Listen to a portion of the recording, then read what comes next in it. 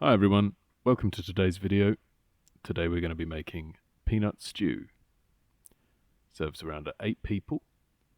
It's ready in 1 to 2 hours and it's completely vegan.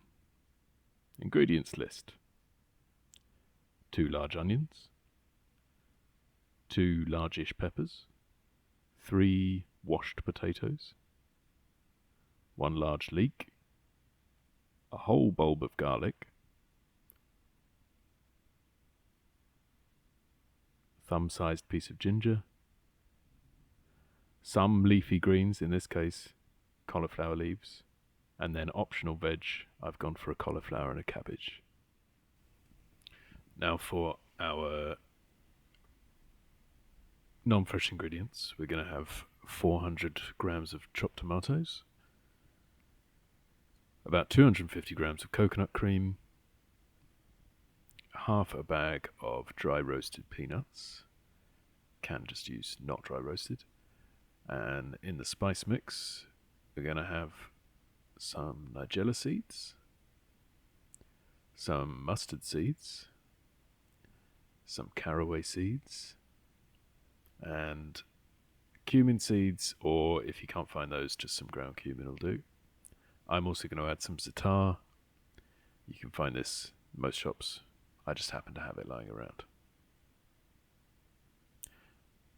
Also going to add at the end a nice bit of parsley for some greens and a coriander garnish. You can put the coriander stalks in, but not everybody likes that. Now, start with the cauliflower because we're going to roast it. Cut the end off. Nice and simple. Save the end because that's going to go in our stock. Then we're just going to cut this nice and neat into slabs. Put one bit aside, flat bottom. Cut it the other way. Perfect. Then take a roasting dish and chuck all that in there. Give it a nice bit of spacing. Then we'll take our leaves, just washed. What I'm doing here is I'm checking that they're fully clean and checking for any slimy or soft bits that might be no good. Luckily, it's all good. So, I'm going to cut this fairly roughly, not too fussed about the shape. That goes on top of there. I think a lot of people just throw cauliflower greens away, but in fact, they're pretty delicious once roasted up. Nice lug of oil there. Nice black pepper. Don't be too shy with it. And again, don't be too shy with the salt. Lovely. Put your oven at about 170 and chuck that in, and you can start getting on with the rest of the dish, and it should be ready to add much later. So we're going to start with the spice mix. Get whatever pan you're going to cook in. I would recommend a fairly deep pan because you end up with quite a lot. Put it on a medium heat. Tip your spices in. Lovely jubbly. And we're also going to want to add our peanuts in top. Give that a bit of a stir around. Make sure it's evenly spreadish. And then we can leave that to toast away. And we'll take our onion. Best way to peel an onion is cut off both ends. Slice just a little bit in, and then take your stubby thumbs and rip the outside off. Remember, we're going to keep all those bits, put them in with that piece of cauliflower to help make a tasty stock. Nothing too fancy with the onion, just make sure you get that knuckle contact. Avoid cutting your fingers, and then nice thin slices. And in the end you can just cut into smaller slices like that. Do it again, cut it in half. Nice quick slices. Take that, shove it in a bowl. Put that bowl to one side and get your leek out. trick with leeks, cut it in half just where the leaves start coming away, and you'll notice that's all pretty tightly compacted and there's no dirt in there. We can just take the end off that. The reason I've done this is that you can then take all the leaves and you can see where dirt does get stuck and crept in. It's quite hard to wash those, so cutting in half gets those off. Give those a good rinse.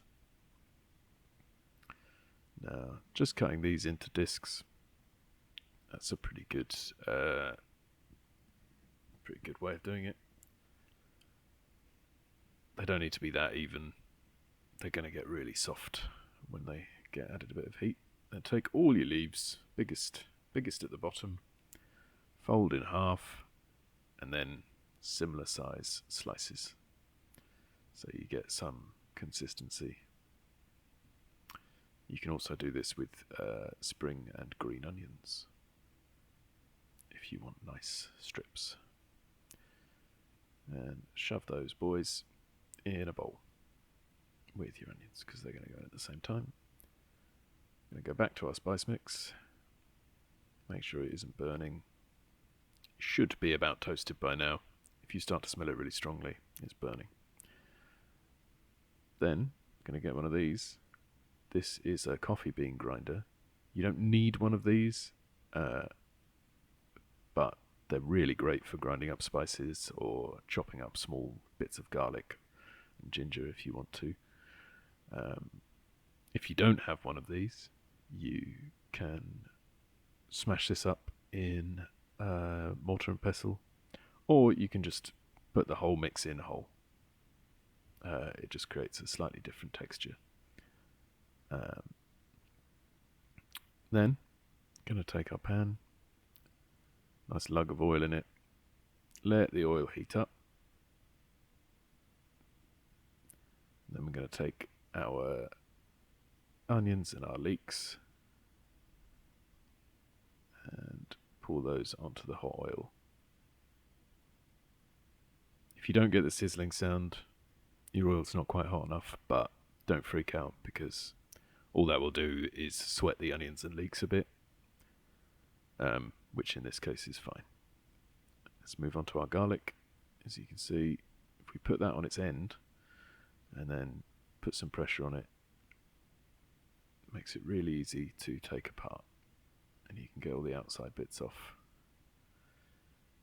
Now, I've been saving everything, but don't save those bits for the stock because they're horrible and they don't have any flavour in them. These bits, however, you can just slice the whole bottoms off to make them easier to peel, and then those have got yummy bits of garlic in. Then, to get the skins off the individual cloves, if you want to do it quick and you're going to use them all now, best way is to just give it a crush, and then you'll get them off. We're going to slice these just into strips because there's no call for dicing it for this dish, and because we've crushed them, they're already, that cell breakage is there with the flavour. Lovely jubbly. There's a lot of garlic, but that's good. We like that. Go back to your leeks and your onions. They should be sizzling away quite nicely, and just add some salt and pepper and give them a good stir. And then when you've done that, you can go back to your chopping board. Take your ginger. Now your ginger, you just cut the end off. That can go in the stock. And then just gently, doesn't have to be perfect, just take the skin off the edges. It's a bit of a faff with a peeler, so I just do it with a knife, but if you're not confident, use a peeler. And then those bits can go in the stock as well. Then, similar to our garlic, but we're just going to go two ways to make them a similar size. And those can go in a bowl for now, whilst we move on to the cabbage. This step won't come here if you haven't used a cabbage, but might as well show you for this example. Now that was the easy way of taking the heart out of the cabbage. And as you can see, I'm not being too fussy about the shapes of the cabbage as I cut them up. Just going to put that in there, probably, because I rinsed it. By the time you've got that ready, you can mix your garlic in with your cabbage and your ginger, and just tip that into your now clear looking leeks and onions, and give that a really nice stir in, and let that cook down a bit. And we'll move on to the peppers. Right, once you've cut the top of the pepper like that, you'll see it has all these little connectors for the core of that pepper. And we can just take our knife round the inside and free it, and that comes right out, and that can be plonked into your stock dish. I'll show you again here. Here I don't bother with the knife, I just rip it out. Sometimes that's just easier. This is my preferred way to cut a pepper. I find I get a better consistency of strips if I do it this way.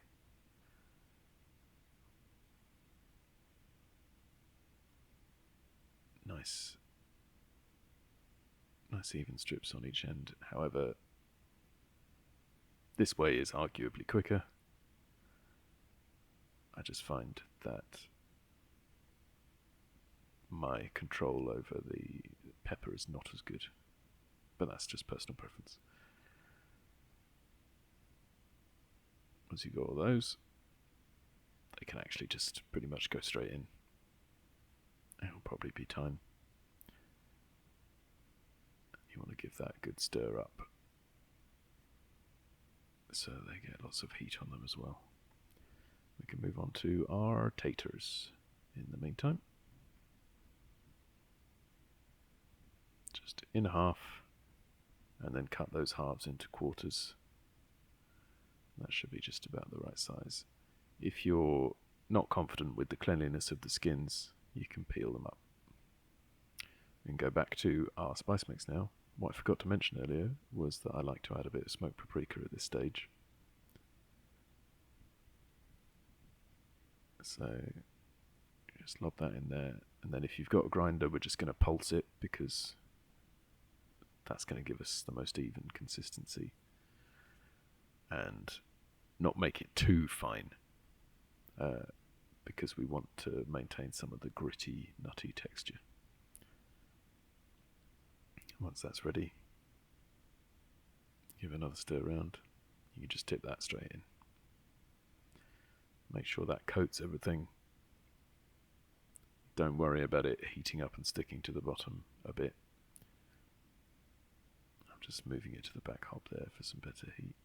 You'll notice that my stock pot is actually already on, and is on at various points throughout this video, but that's just because of the way I chose to film the sections for ease, but I'm presenting it in the method that I would normally cook it.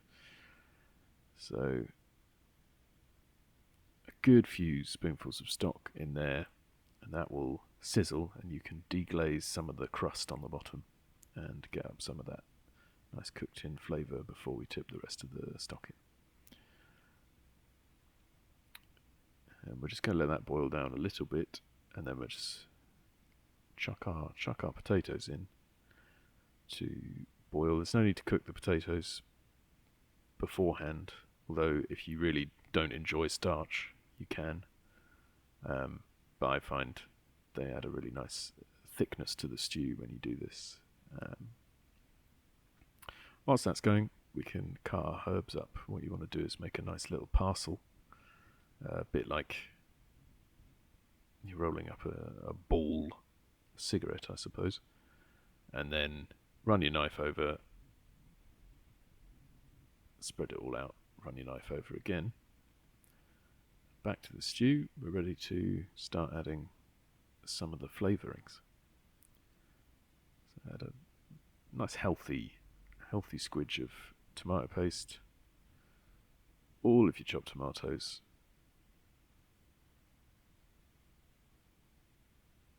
get every last drop, and your coconut cream. You can use coconut milk, like I said before, but I find coconut cream Just gives it a really nice richness and creaminess that you don't get with the coconut milk quite so much, because there's so much water in it. Give that a nice stir in. Let the potatoes soak up some of those good flavours. Lid on. Hopefully by this time your cauliflower's ready. If it's ready before, you can just turn the oven off and wait. And we're going to just tip it all in. No fuss. Get all the oil, because that's going to add some richness and some flavour. Make sure you get it all in there. And back on the heat for me. Now I'm going to tell you about the secret ingredient that I forgot to tell you about at the beginning of the video, and that is any crunchy peanut butter. You need about three big tablespoons of that, nice and heaped. Don't be shy with it, because it helps thicken up and really sweeten up the whole dish. It doesn't really matter what brand you use. I prefer to use things like Whole Earth or Meridian, because they tend to leave the skins on and you get a bit more flavour. Just let that cook down for a bit. Give it a bit of a stir every now and again. After about 15 minutes, you can add the parsley. Stir that in.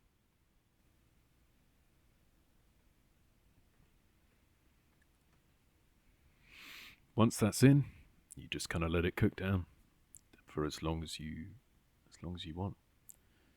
Obviously, the longer you leave it, the potatoes will get softer and softer until they eventually fall apart. But personally, I don't think that detracts from the stew at all.